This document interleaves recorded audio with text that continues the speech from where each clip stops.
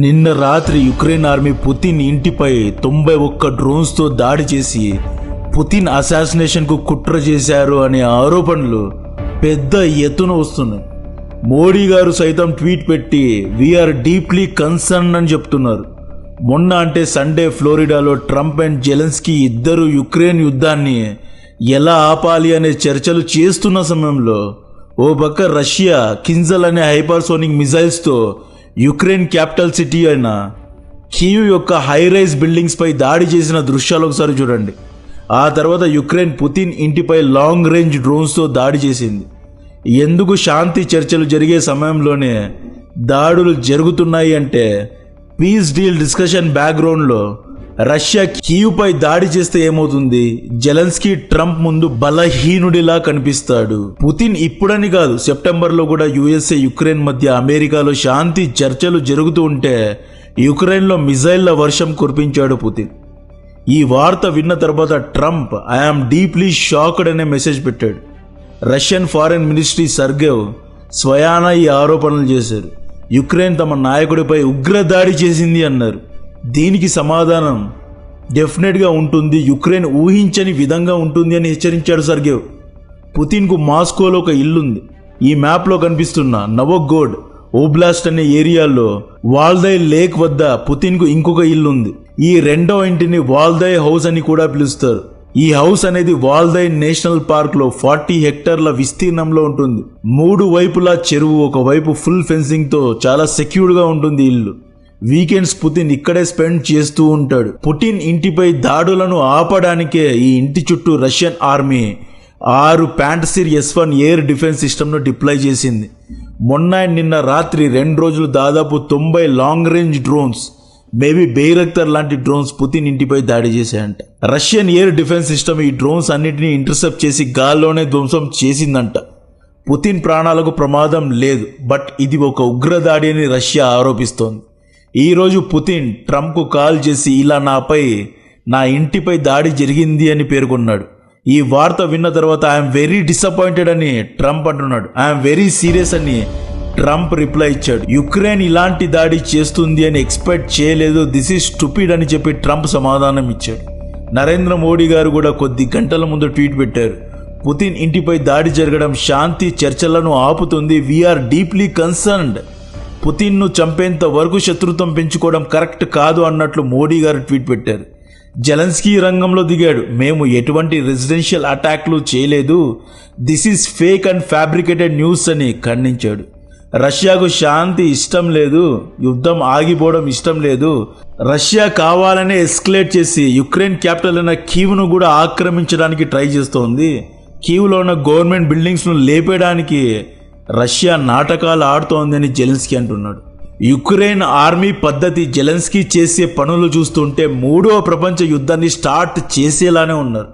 ఒక దేశ నాయకుడిని చంపినందుకే మొదటి ప్రపంచ యుద్ధం స్టార్ట్ అయింది. ఒకవేళ ఈ ఆరోపణ నిజమైతే చాలా పెద్ద ఎస్కలేషన్ ఇది. న్యూక్లియర్ పవర్డ్ దేశమైన రష్యన్ ప్రెసిడెంట్పై ఇలాంటి దాడి స్ట్రాటజీ కాదు, స్టూపిడిటీ. పుతిన్కు ఏమైనా అయి ఉంటే జెలెన్స్కీను బయటకి ఈడ్చి తన్నేవారు.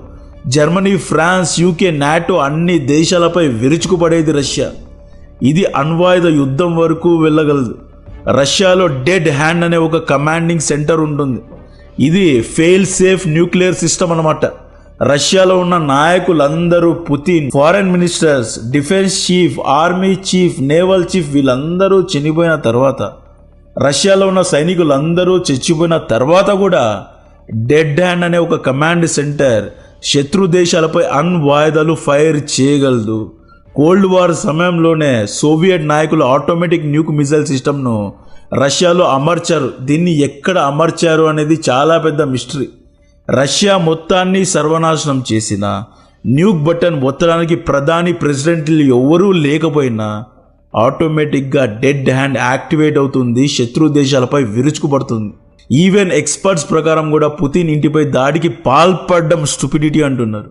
రష్యా యొక్క స్టేట్ డూమాకు డిప్యూటీ అయిన సర్గై మినార్ ఏమంటున్నాడు అంటే యూరోపియన్ మాస్టర్స్ ఆదేశాలతోనే పుతిన్పై దాడి జరిగింది అంటున్నాడు. ఇక్కడ యూరోపియన్ మాస్టర్స్ అంటే జర్మనీ, ఫ్రాన్స్, ఇటలీ, నాటో దేశ పెద్దలు అన్నమాట.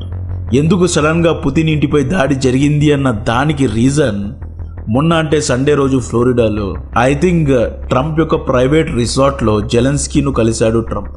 90 నుండి 95% వరకు శాంతి చర్చలు సఫలమయ్యాయి అని ప్రకటించాడు.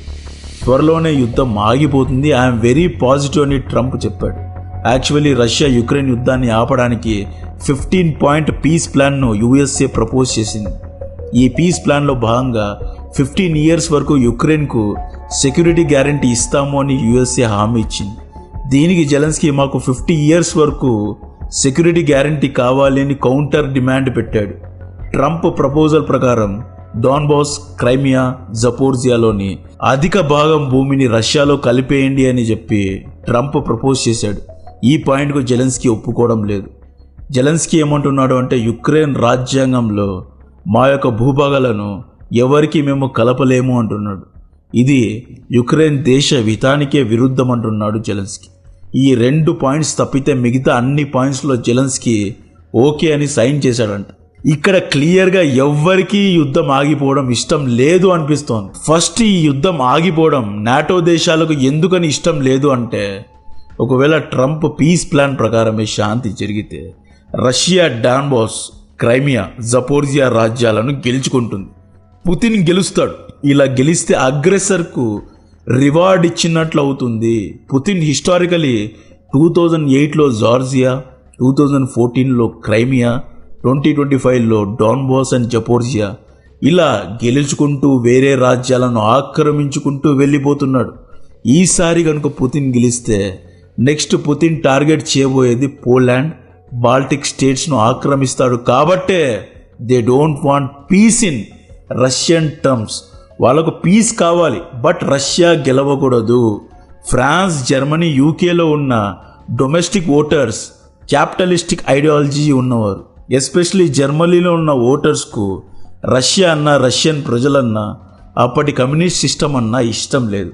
పుతిన్ లాంటి డిక్టేటర్ లేదా కమ్యూనిస్ట్ దేశంపై ఓడిపోవడం అక్కడి డొమెస్టిక్ ఓటర్స్కు ఇష్టం లేదు. పుతిన్ గెలిస్తే డొమెస్టిక్ ఓటర్స్ ఫీల్ అవుతారు, అక్కడి నాయకులకు ఓట్లు వేయరు. ఈ విధంగా రాజకీయాల్లో కూడా ఓటమి చూడాలి. కాబట్టే నాటో దేశ నాయకులు రష్యా గెలిస్తే యుద్ధాన్ని ఆపలేము అంటున్నారు. రష్యాకు ఎందుకు ఈ పీస్ డీల్ ఇష్టం లేదు అంటే, రష్యా 4 ఏళ్ళు యుద్ధం చేసింది, ఎంతో డబ్బును ఖర్చు పెట్టింది, ఎన్నో శాంక్షన్స్ను ఎదుర్కొంది. అట్లీస్ట్ రష్యా డాన్బాస్, జపోర్జియానైనా గెలుచుకోవాలి, ల్యాండ్తో తిరిగి రావాలి. ఏమీ గెలవకుండా ఇంటికి వస్తే రష్యన్ ప్రజలు పుతిన్ను ట్రోల్ చేస్తారు. ఎన్ని రోజులు యుద్ధం చేసి ఖాళీ చేతులతో ఊపుకుంటూ వచ్చావా అని పుతిన్ను విమర్శిస్తారు. కాబట్టే Putin wants to win at any cost. యుక్రెయిన్కు ఎందుకు శాంతి ఇష్టం లేదు అంటే, యుక్రెయిన్ అనేది ఒక పప్పెట్ మాత్రమే, ఒక పావు మాత్రమే. జర్మనీ, ఫ్రాన్స్, యూకే చెప్పినట్లు యుక్రెయిన్ వినాలి. బెగ్గర్స్ ఆర్ నాట్ చూజర్స్ అన్నట్లు యుక్రెయిన్కు చాయిస్ లేదు, ఆప్షన్స్ లేదు. ఇక ట్రంప్ దగ్గరికి వస్తే ట్రంప్కు ఫేమ్ కావాలి. యుక్రెయిన్ మధ్య యుద్ధాన్ని నేనే ఆపాను అని క్రెడిట్ కావాలి. యుఎస్ఏ డొమెస్టిక్ ఓటర్స్ ట్రంప్ పార్టీకే ఓట్స్ వేయాలి అంటే ఈయన శాంతి తీసుకొని రావాలి. సో ఈ విధంగా Trump is having his own interest. Trump ఎలాగైనా నెక్స్ట్ ఎన్నికల లోపు యుద్ధాన్ని తానే ఆపాను అనే ఒక క్రెడిట్ తీసుకోవాలి అని ఇదంతా ట్రై చేస్తున్నాడు. యుక్రెయిన్ యుద్ధం ఆగిపోయిన తర్వాత యుక్రెయిన్లో రీడెవలప్మెంట్ కాంట్రాక్ట్స్ అండ్ మైనింగ్ పనులన్నీ డొనాల్డ్ ట్రంప్కు కావాల్సిన కంపెనీస్కి ఇవ్వాలి అన్నట్లు ట్రంప్ వేరే విధంగా తాపత్రపడుతున్నాడు. జెలెన్స్కీ డొనాల్డ్ ట్రంప్ వద్దకు వచ్చి టొమాహాక్ అనబడే 1600 కిలోమీటర్ లాంగ్ రేంజ్ మిజైల్స్ను ఇవ్వమని కోరాడు. బట్ అక్టోబర్ నుండే ట్రంప్ ఈ టొమాహాక్ మిజైల్స్ను యుక్రెయిన్కు సప్లై చేయడాన్ని బ్యాన్ చేశాడు. ఇప్పుడు యుక్రెయిన్ పుతిన్ ఇంటిపై దాడి చేసింది. ఇక మీకు ఫ్యూచర్లో కూడా టొమాహాక్ మిజైల్స్ను సప్లై చేసేది లేదు అన్నట్లు ట్రంప్ చాలా సీరియస్గా వార్నింగ్ ఇచ్చినట్టు తెలుస్తోంది. సో ఈ విధంగా ఎవరికీ శాంతి అవసరం లేదు అనిపిస్తోంది. సో యుక్రెయిన్ ఒక్కటే ఆలోచించింది, పుతిన్ను లేపేస్తే, పుతిన్ని చంపేస్తే అన్ని సమస్యలు తీరిపోతాయి అని చెప్పి మేబీ వీళ్ళు పుతిన్ ఇంటిపై దాడి చేసి ఉండవచ్చు. లేదా we can hit your president residence, don't try to attack Kyiv, we have leverage, we have power, we have technology, we have weapons to hit Russian president అనే సైకలాజికల్ మెసేజ్ జెలెన్స్కీ రష్యాకు ఇవ్వాలి అనుకున్నాడు, ఇచ్చాడు. సో ఈ విధంగా Russia డెఫినెట్గా ప్రతిదాడి చాలా భయంకరంగా చేస్తుంది అంటున్నారు. స్పెషల్ ఆపరేషన్ లాంచ్ చేసి ఈవెన్ కీవ్ను కూడా ఆక్రమిస్తాము అన్నట్లు రష్యన్ ప్రజలు ఊగిపోతున్నారు. రష్యన్ ఆర్మీ అయితే డోంట్ టెస్ట్ అవర్ పేషెన్స్ అంటోంది. సో డెఫినెట్గా చాలా పెద్ద ప్రతిదాడి యుక్రెయిన్లో చూడొచ్చు. దీని గురించిన మరిన్ని డీటెయిల్స్ ఇస్తూనే ఉంటా. కాంటెంట్ నచ్చితే వీడియోను లైక్ చేయండి, ఛానల్ను సబ్స్క్రైబ్ చేసి అందరికీ షేర్ చేయండి. జై హింద్.